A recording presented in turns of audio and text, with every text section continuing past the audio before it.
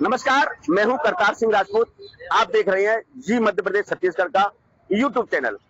हम आपको आज एक ऐसी चर्चा करके एक ऐसी तस्वीर दिखाएंगे जिससे आपको भी लगेगा कि आखिरकार मध्य प्रदेश के मुरैना में चल क्या रहा है। दरअसल सरकार द्वारा मध्य प्रदेश में आबकारी नीति बनाई जाती है। उसमें नियम कानून तय किए जाते हैं कि किस नियम के आधार पर किस तरीके से शराब की दुकानें वो चलेंगी।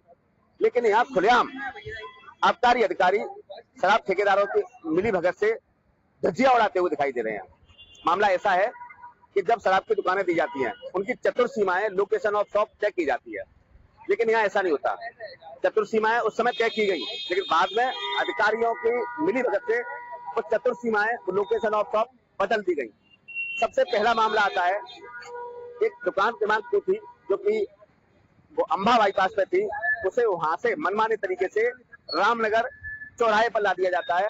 उसके बाद में जब हमारे द्वारा खबर दिखाई गई, उसके बाद में 2 घंटे के अंदर उस दुकान को वहां से हटा लिया जाता है, वहीं यथावत पहुंचाई जाती है।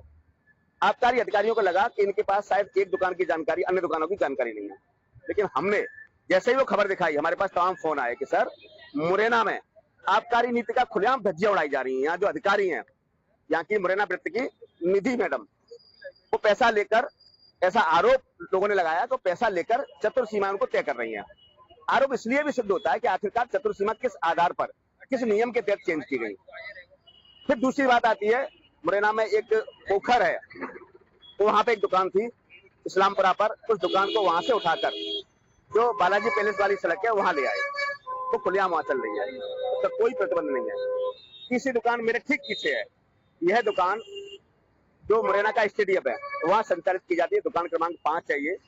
और यहाँ आबकारी अधिकारी निधि गुप्ता की मिली भगत से इस दुकान को शराब ठेकेदारों ने मिलजुल कर यहाँ पहुंचा दिया। आप देख सकते हैं किस तरीके से मध्य प्रदेश के मुरैना में आबकारी नियमों और कानूनों की खुलेआम धज्जियां उड़ाई जा रही हैं। आखिरकार नियम और कानून बनाए क्यों जाते हैं? बनाए इसलिए जाते हैं कि इन सबका पालन हो और उनके आधार पर सारी चीजें तय हों। लेकिन यहाँ कुछ भी तय नहीं हो रहा। अब देखना होगा कि आखिरकार इन अधिकारियों पर कब और क्या कार्रवाई की जाती है, और जो आबकारी नियमों को खुलेआम धज्जियां उड़ाए जा रहे हैं, उनको किस तरीके से सबक सिखाया जाता है।